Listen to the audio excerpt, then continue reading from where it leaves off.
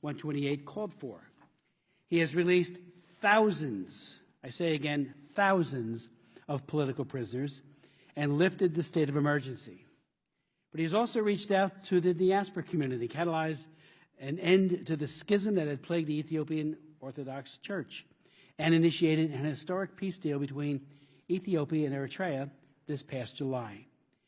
Just a few weeks ago, Ranking Member Karen Bass and I visited, and our staff, the Ethiopian capital of Addis Ababa, where we met with Prime Minister Abiy, and a very broad array, of individuals and groups, including His Holiness Abun Matthias I.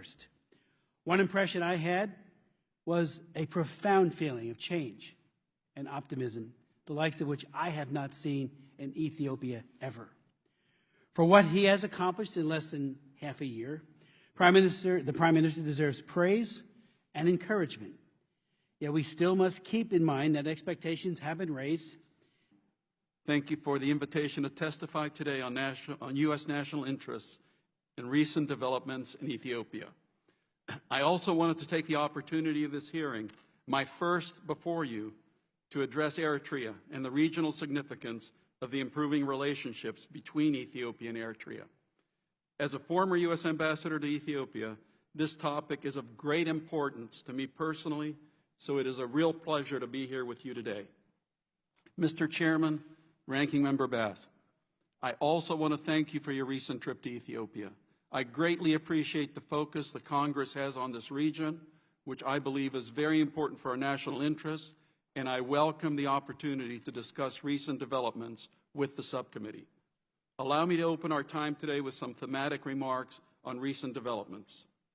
In Ethiopia, Prime Minister Abiy Ahmed has initiated groundbreaking reforms across most every area of Ethiopian society since becoming Prime Minister on April 2nd, 2018. He deserves tremendous credit for his boldness in tackling issues that previous governments have not addressed. We have a strong relationship with the highest reaches of the new administration, which reflects not only our century-long diplomatic relations with Ethiopia, the only country in sub-Saharan Africa which was never colonized, but also our great support for Dr. Abiy's reform vision.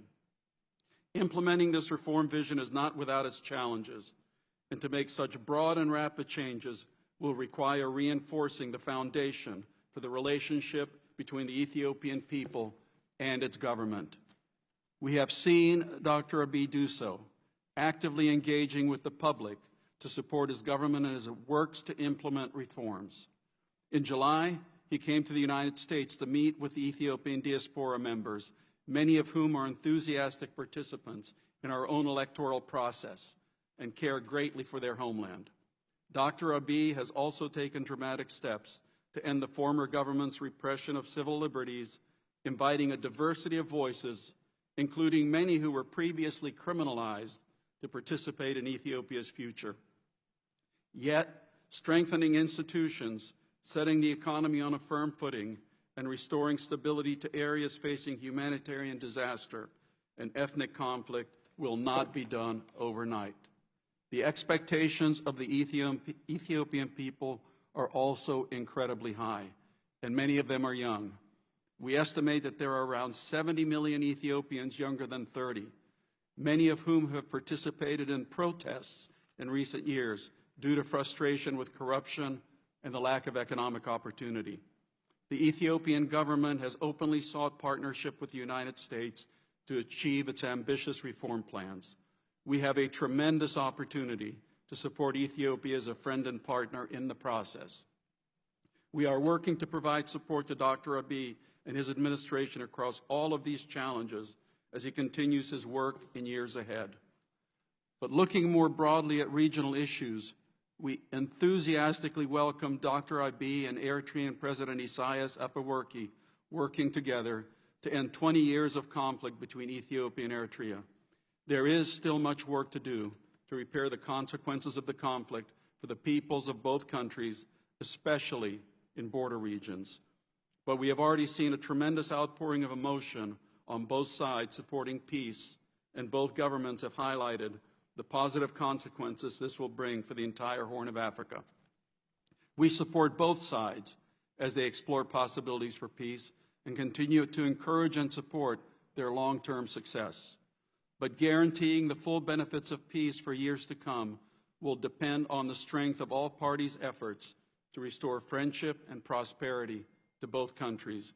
And this must be done as inclusively as possible, including with other important partners in the region and beyond.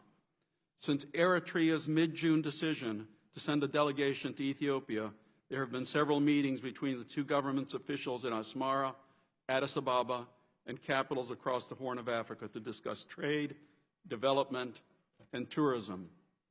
So far, the public and tangible examples of improved relations are the reopening of telephone service and the resumption of regular flights between both countries. And since this was written, they just opened their land borders yesterday at 2 points, which was remarkable. Eritrea is also expanding capacity at the port of Massawa for use by Ethiopia, and it was just announced early in September that an Ethiopian commercial vessel used the port of Massawa for the first outbound shipment on an Ethiopian vessel since the peace agreement. We anticipate that these and other steps will create the potential for greater development and people-to-people ties on both sides of the border. Peace between Ethiopia and Eritrea leads us to another remarkable story: Eritrea's reemergence onto the regional and global stage and the many potential opportunities for the United States stemming from regional peace. With Ethiopia and Eritrea's conflict ending, we see strong potential for Eritrea